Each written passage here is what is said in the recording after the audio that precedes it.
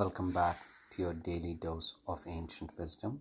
We continue with the reading of Srimad Bhagavata. It's Discourse 6. The procedure of hearing Srimad Bhagavata in a week in detail. The Kumaras began. Next we shall discourse to you in detail on the procedure of fully hearing Srimad Bhagavata in a week. This procedure has been declared as ordinarily observable with the help of an associate and earthly possessions. To begin with, one should specially call an astrologer with due respect and inquire of him a propitious day and time for commencing a 7-day sacrificial session for an exposition of Srimad Bhagavata. He should further get together and set apart as much wealth as is generally spent over a girl's wedding. The months of Bhadrapada, Ashwina or Kartika, Margasirsha, Ashadha and Shravana corresponding to August, September, October, November, June and July. These are harbingers of moksha for those commencing an exposition of Srimad Bhagavata during any of these months. Even in these months, O Narada, hours which are worthy eschewing must be avoided under all circumstances. Nay, others too who are industrious should be enlisted as one's associate in this undertaking. Again, a message should be particularly sent to all places saying that an exposition of Srimad Bhagavata is being arranged and that people should make it a point to attend with their families. Some people stand remote from stories of Srihari as well as from the chanting of Sri Vishnu's names and praises. It should be so arranged that they as well as women and those belonging to the Shudra community and other such low-born people may be apprised of the fact. Letters should be addressed everywhere only to the votaries of Lord Vishnu who have renounced all worldly attachments and are keen on chanting the divine names and glories. The wording of the letter has been suggested as follows. For 7 consecutive days, an exceedingly rare congregation of pious men is expected to meet, and there will be an exposition of Srimad Bhagavata full of unprecedented charm.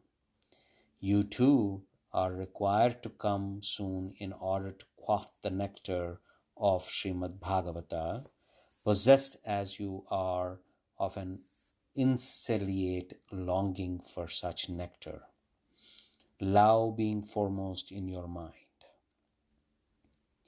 Even if perchance you have no time to spare, nonetheless at all events you must come at least for a day only, for even an instant on this occasion is most difficult to get.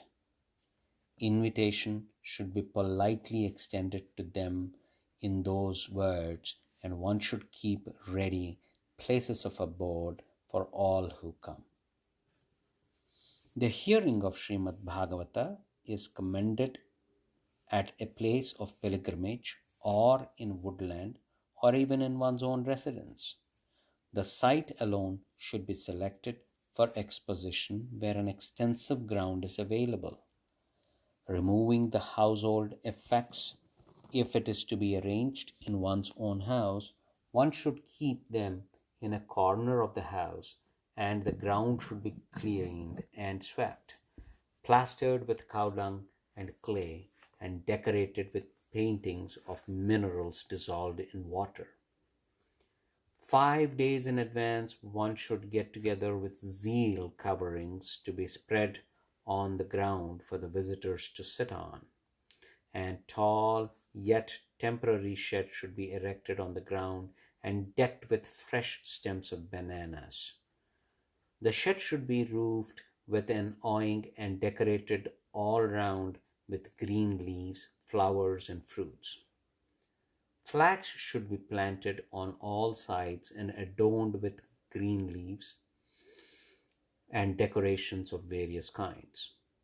Nay, on a higher level within the shed, 7 spacious divisions should be made, one higher than other, each representing one of the 7 Sherpas into which the universe stands divided. And the Brahmanas, as well as those who have shaken off worldly attachment, should be seated there after due persuasion. First of all, seats should be arranged for them one after another, and then one should get ready an excellent seat even for the exponent of Srimad Bhagavata. If the exponent is to sit facing the north, the chief listener should be in that case sitting actually facing east. And if the exponent is to sit facing east, the chief listeners should then sitting facing north. Or if such an arrangement is not possible, the space intervening the worshipful exponent and the worshipper listener should be considered to be the east. Such is the ruling given about the hearers by those possessing authoritative knowledge concerning the time and the place, etc.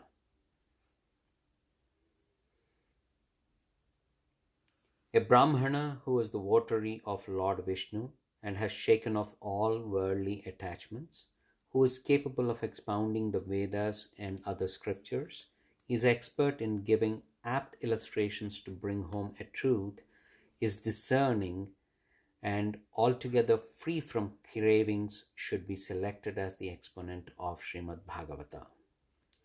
Those who are bewildered by their attraction towards diverse courses of conduct are fond of women and preach heresies should be avoided as disqualified for an exposition of Srimad Bhagavata, the scripture associated with the name of Sri Sukha. Even if they are learned, by the side of the exponent, just by the way of helping him, should be installed another learned man of the same caliber, capable of resolving doubts and intent of enlightening the public. In order to undertake the sacred vow of expounding Srimad Bhagavata, the prospective exponent should have his head and chin, etc., shaved off on the eve of the day when the exposition is to commence. Easing this nature at daybreak, he should duly take bath, finishing with zeal his Sandhya prayers and other devotions in a short form every day. He should particularly worship Lord Ganesha, the elephant-headed god, for warding off obstacles in the way the exposition. Having duly gratified the mains through the oblations of water, he should go through a course of expiratory rites for the sake of purification of himself, and should draw a mystical diagram invoking a deity and install on it Srihari in the form of an image of Salagrama stone.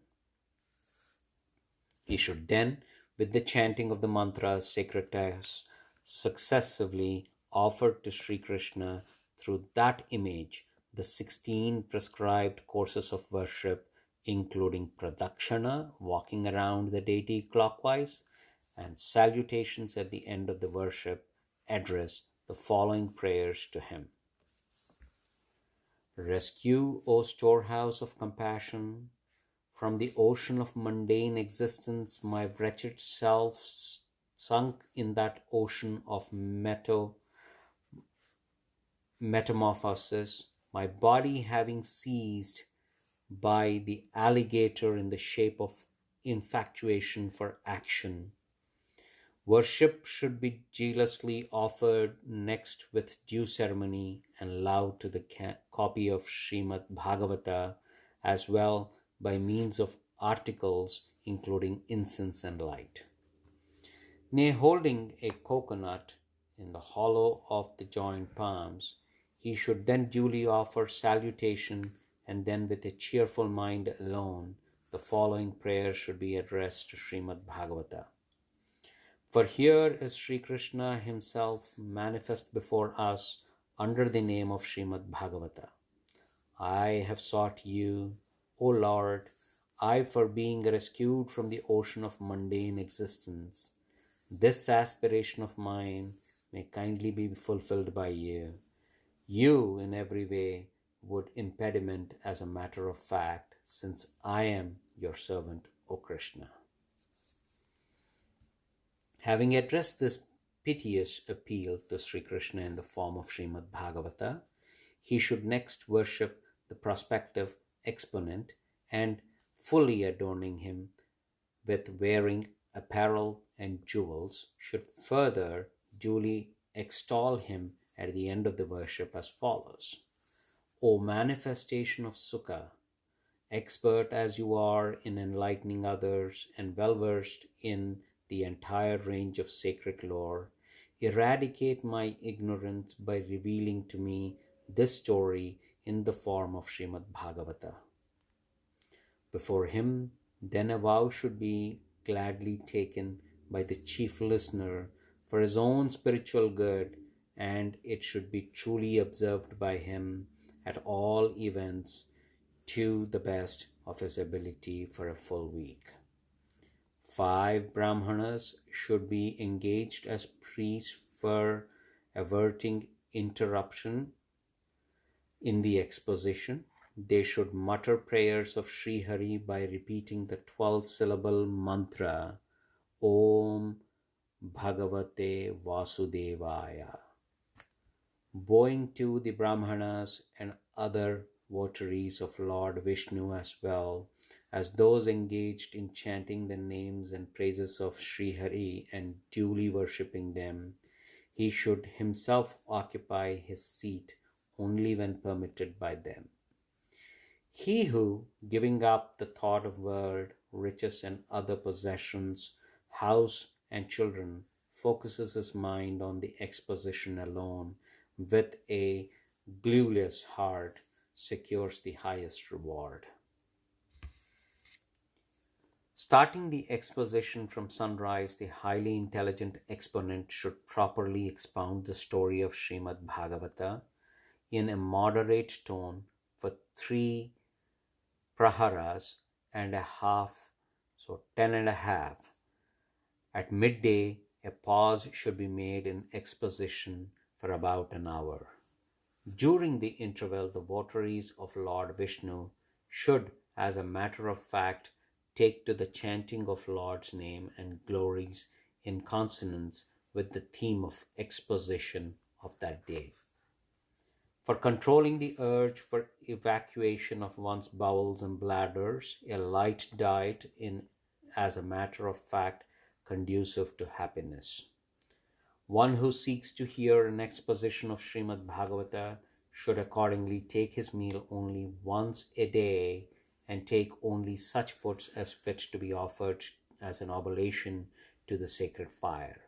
He should hear the exposition abstaining from food for full 1 week, provided he has the stamina to do it, or he can do it with ease living on ghee or milk alone.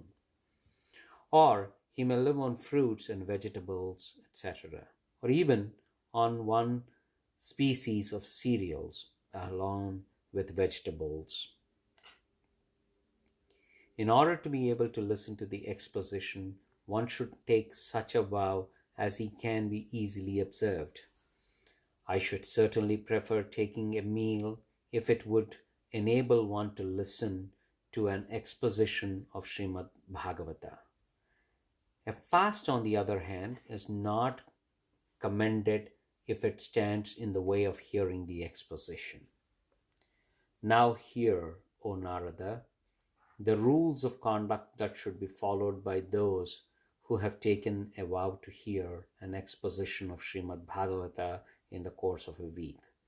Those who have not yet been duly initiated into the worship of Lord Vishnu or received from a qualified guru a mantra sacred to him are not eligible of hearing an exposition of Srimad Bhagavata. A man who has taken a vow to hear an exposition of Srimad Bhagavata as aforesaid should constantly during the period observe continence, sleep on the floor or a plank bed, but not on a bedseat, and take his meal on leaves joined together or a single leaf if it is big enough at the end of the exposition for the day. One who has taken the aforesaid vow should always avoid during the period pulses, honey, oil, and heavy foods, as well as such edibles as are vitiated by impure association. Example, a fruit with blood red peel or kernel, such as cherry or ripe tomato, or one with fleshy kernel, such as the jackfruit, and cooked food which has been kept overnight. A man who has taken the aforesaid vow should eschew conspicuousness, anger, arrogance, pride, jealousy, and greed too, as well as hypocrisy, infatuation, and hatred. He who has taken the aforesaid vow should abstain from revealing the Vedas, the votaries of Lord Vishnu, and the Brahmanas, one's elders or preceptors, those who are vowed to the service of the cow, as well as the womankind, the king, and the exalted souls. He has taken the aforesaid vow should not speak to women in menstruation, a member of the lowest caste, a mlecha, a beef-eater, an apostate, a member of twice-born class who has not been invested with the sacred thread through grown or mature age, a Brahmana hater, and those who are outside the pale of Vedic religion. Similarly, he who is vowed to the hearing of Srimad Bhagavata should observe truthfulness, external and internal, purity, compassion, silence, straightforwardness, modesty in his dealings, likewise practice liberal-mindedness.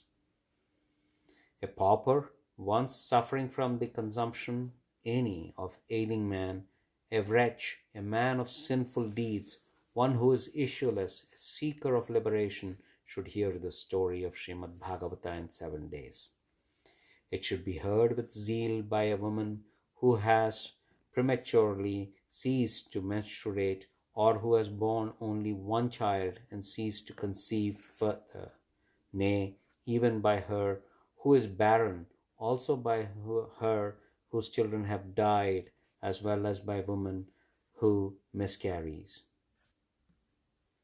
If it is heard with due ceremony by those enumerated in verses above, the hearing of bids fair to be yield them with a fruit which is absolutely free from decay. This superb and divine story of Srimad Bhagavata is capable of conferring on its hearers the fruits of tens and millions of sacrificial performances. Having thus duly observed the rules of conduct prescribed in this vow of hearing Srimad Bhagavata in a week, the chief listener should then perform the rite concluding the vow. By those seeking the special fruits of this rite should be performed just on the lines of the rite of concluding the fast on Janmashtami day, the 8th of dark half of the lunar moon of Bhadrapada, the birth anniversary of Lord Krishna. In the case, however, of devotees claiming nothing as their own, it is ordinarily imperative that the formality of concluding this vow should be gone through. They are hallowed by their very process of hearing, disinterested votaries as they are for Lord Vishnu. When these 7 days sacrificial session consisting of an exposition of Srimad Bhagavata is over, Worship should presently be offered by the listener to the book of Srimad Bhagavata as well as to the expositor with great devotion. Remnants of the food, basil leaves, and wreaths of flowers offered to the deity should forthwith be distributed to the listeners, and the chanting of Lord's name and glories, sweetened by the soundings of the wooden tom-toms and striking of the cymbals, should be then resorted to. The chief listener should make the audience utter with him shouts of triumph and the words of greeting, and raise blasts of conches and money, as well as food should be dealt out to Brahmins and the mendicants. If the chief listener is a man who has renounced the world, the Gita should be read the following day. If, however, he is a householder, in that case, oblations should be poured into sacred fire by way of expiation for any sin, voluntary or involuntary, committed in the course of the act of hearing. With the utterance of each verse of the book 10 of Srimad Bhagavata, rice boiled in milk with sugar, honey, and ghee, and mixed with sesame seeds as food grains, barley, etc., should be consigned to fire.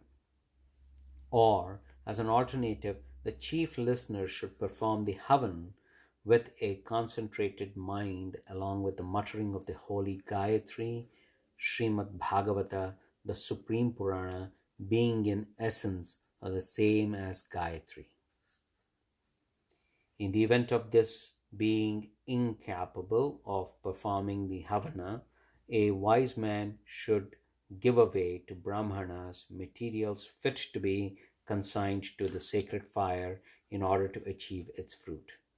Nay, in order to make amends for various shortcomings that might have married into the performance, as well for neutralizing the faults of deficiency and excesses committed, he should read Vishnu Sahasranama, the 1,000 names of Lord Vishnu catalogued in Mahabharata, Padma Purana, and other sacred books.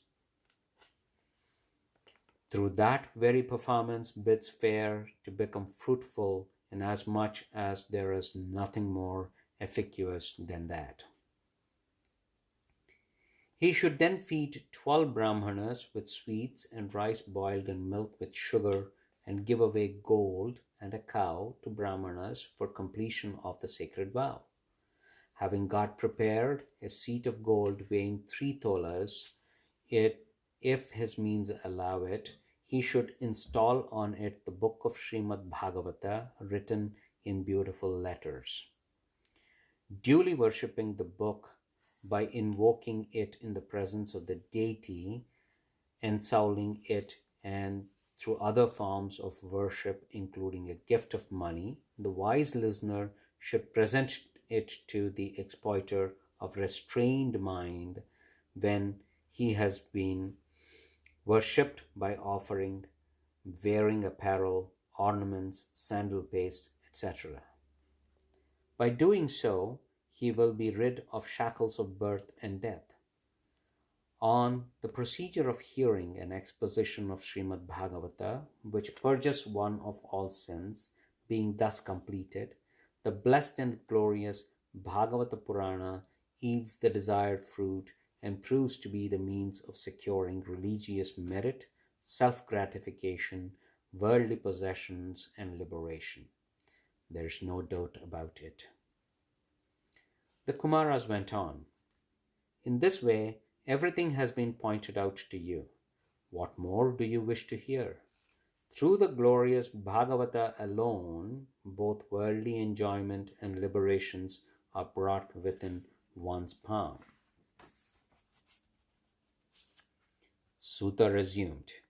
Having spoken thus, the aforesaid exalted souls, Sanaka and his 3 brothers, expounded with due ceremony in the presence of all living beings who listened with restrained mind for 7 days the sacred story of Srimad Bhagavata, which absolves one of all sins and bestows on the hearer both enjoyment and liberation. Then they extolled Lord Vishnu, the Supreme Person. At the end of it, Jnana, Vairagya, and Bhakti felt highly invigorated and attained exuberant youth, which ravished the minds of all living beings. On his ambition having been realized, Narada too felt much gratified. The hair stood on their end all over his body, and he was overwhelmed with supreme joy. Having thus heard the exposition of Srimad Bhagavata, Narada, the beloved of Lord, spoke to them with joined palms as follows in a voice choked with emotion. Narada submitted. Blessed am I in that I have been favored by you, compassion being foremost in your heart.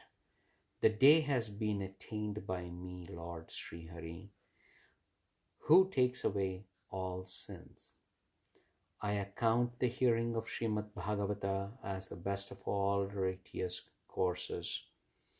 O sages, rich in aikens, for through the hearing of it is attained Sri Krishna who dwells in Vaikuntha. Sutta continued. While Narada, the foremost of the votaries of Lord Vishnu, was speaking in this strain, there actually came wandering about that moment Sri Shuka, a master of yoga, presently there, appeared on the scene at the end of the exposition, slowly and fondly reciting Srimad Bhagavata. Sri Shuka, the son of Vedavyasa, a veritable moon that occasions a rise in the ocean of spiritual wisdom, who is sated with self-realization and ever looks like a youth of 16 summers. Those present in the assembly rose at once with reverence to behold Sri Shuka, who was possessed of very great splendor, and offered him an exalted seat. Narada, the celestial sage, worshipped him with love, and Sri Shuka, when comfortably seated, spoke as follows. Please listen to his faultless speech. Sri Shuka said, O you devotees, possessing a taste for divine joy, Srimad Bhagavata is the fruit essence of wish-yielding trees of Veda, dropped on earth from the mouth of the parrot-like sage Sukha, and is full of nectar of supreme bliss.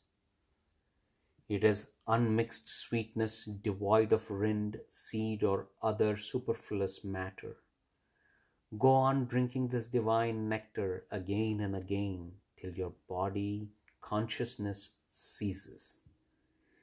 In this glorious Bhagavata, produced by Vedavyasa, the great sage, has been taught that supreme religion, the religion of God worship, the Bhagavata Dharma as it is called, which is eternally free from all self-deception in the shape of desire, including the desire for moksha or liberation.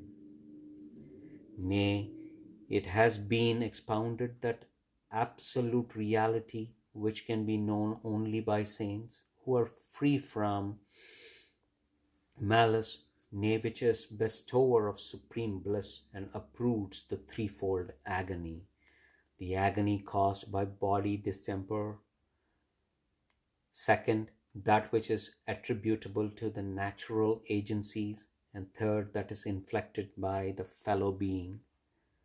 While it is doubtful that God can be speedily captured in one's heart by other means, he can be instantly seized through this work by those blessed persons who have a keen desire to hear it recited. The glorious Bhagavata is the ornament of the Puranas and the wealth of the Vaishnavas. In it stands celebrated the one supreme reality, which in all consciousness as well as all truth and all bliss free from all impurity in the form of contact with Maya, and which is the goal of Paramahamsas, ascetics of the highest order alone. In this Purana, withdrawal from all activity, coupled with spiritual enlightenment, dissipation, and devotion, has been expounded. A man devoutly listening to it, carefully reading it, and given to pondering it, bids fair to get liberated. The nectar in the shape of the story of Srimad Bhagavata does not exist in paradise. In Satyaloka, the highest heaven, the realm of Brahma, the creator, or in Kailas, the realm of Lord Shiva, and even in Vaikuntha, the realm of Lord Vishnu. Therefore, quaff, it is highly fortunate ones who never cease taking it. Sutta went on. While the glorious Sukha, the son of Vyasa, was speaking as aforesaid, Srihari appeared in the midst of the assembly, accompanied by Prahlada, Bali, Uddhava, Arjuna, and others. Narada, the celestial sage, worshipped him as well as the aforementioned devotees. Beholding Srihari, who was now perched on a high seat, cheerful, the presently commenced chanting the divine names and praises before him. Lord Shiva, the source of the universe, accompanied by Goddess Parvati, the divine spouse of Lord Shiva, and Brahma, who remained seated on a lotus, arrived on the scene to witness the Kirtana. Prahlada struck the wooden cymbals because of his agility, while Uddhava held the brass ones. Narada, the celestial seer, played upon his lute. Arjuna, who was a master of tunes, kept up the vocal melody. Indra, the lord of paradise, the ruler of the gods, sounded the wooden tom-tom. The aforesaid Kumaras, Sanaka and his three brothers, raised shouts of glory in a melodious voice at intervals in that chorus, where Sri Shuka and the son of Vyasa stood foremost, giving expressions of different emotions by means of chanting literally compositions. In the center of that assembly danced like actors that very trio of bhakti and others, the two being Jnana and Vairagya, who were full of great splendor. Srihari too was pleased to witness this transcendent Kirtana and presently spoke as follows. I feel highly gratified at this moment through the exposition of Srimad Bhagavata and Kirtana. Ask a boon of your choice of me, who have been won by your devotion. Greatly rejoiced to hear these words of the Lord, they submitted to Srihari as follows. Their hearts moistened with emotions. Our ambition is that all future sacrificial sessions consisting of a 7-day expositions of Sri Bhagavata, you must be present with all these devotees of yours. This should be scrupulously fulfilled by you. And saying, be it so, Srihari, the immortal Lord, disappeared. Thereupon Narada bowed in the direction of the feet of Lord and his companions, as well as to Sri Shuka and other ascetics. All those who had drunk the nectar in the shape of exposition of Srimad Bhagavata and their delusions dispelled and extremely delighted forthwith dispersed. The celebrated Bhakti, along with her two sons Jnana and Vairagya, was then installed by Sri Shuka in Srimad Bhagavata, the scripture associated with his name as well. Hence, as a result of the Vaishnavas resorting to Srimad Bhagavata, Srihari actually occupies their heart. Srimad Bhagavata, they say, loudly proclaims its efficacy to deliver those tormented by the fever of agony caused by poverty, those trampled upon by the devilless of Maya, and those hurled into the ocean of transmigration. Sanaka submitted. When was Srimad Bhagavata expounded by Sri Shuka for the sake of King Parikshit? When again was it expounded by Gokarna, and when again by Sanaka to his three brothers, sons of Brahma, for the sake of Narada, the heavenly seer? Pray resolve this doubt of mine as a matter of fact. Suta continued. Sri Sukha started the exposition of Srimad Bhagavata on the 9th or the bright fortnight of the month of Bhadrapada, roughly corresponding to August of the English calendar, after 30 years of Kali age, commencing from the departure of Sri Krishna for his divine realm, and rolled away. After Parikshit's hearing of Srimad Bhagavata, when 200 more years of Kali age has elapsed, Gokarna, who was born of a cow, commenced his exposition of Srimad Bhagavata on the 9th of the bright half of Ashadha, roughly corresponding to June of the English calendar. When 30 more years of Kali Yuga have elapsed since then, Brahma's son, Sanaka, and his three brothers commenced the exposition of Srimad Bhagavata on the 9th of the bright fortnight of Kartika, roughly corresponding to the month of October of English calendar. I have thus told you aforesaid what I was asked by you, O sinless Saunaka. The exposition of Srimad Bhagavata in the age of Kali puts an end to the disease of metempsychosis.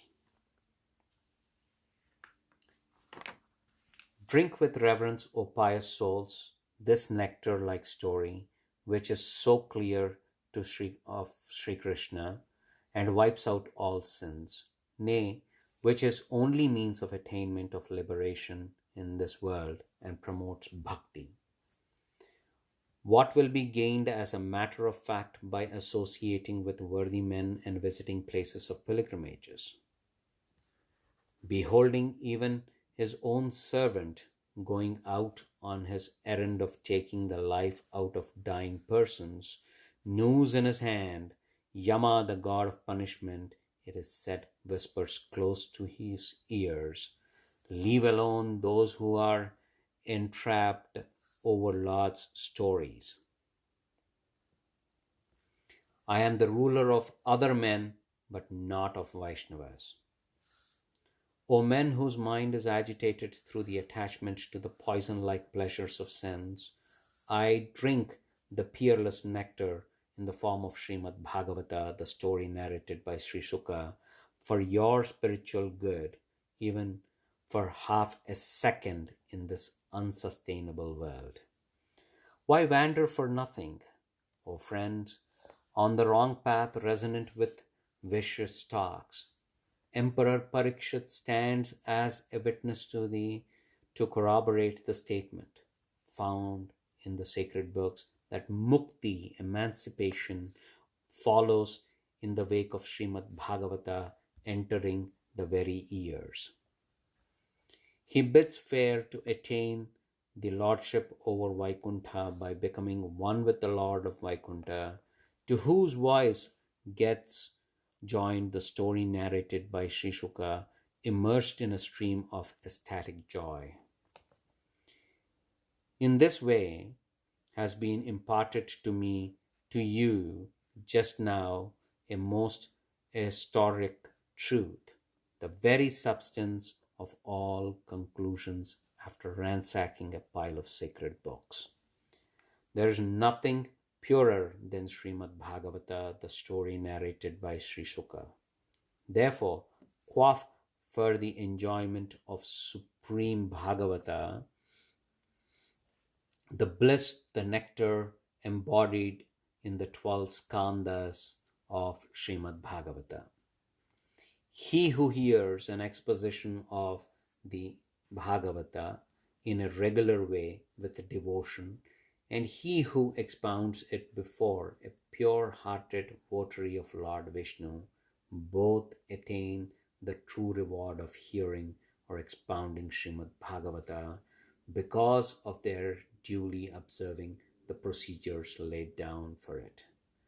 There is nothing which cannot be achieved by them. Thus ends the sixth discourse entitled The Procedure of Hearing, an exposition of Srimad Bhagavata in detail, forming the part of the glory of Srimad Bhagavata comprised in Uttarakhanda of the glorious Padma Purana. This ends Srimad Bhagavata Mahatyam chapter. Thank you.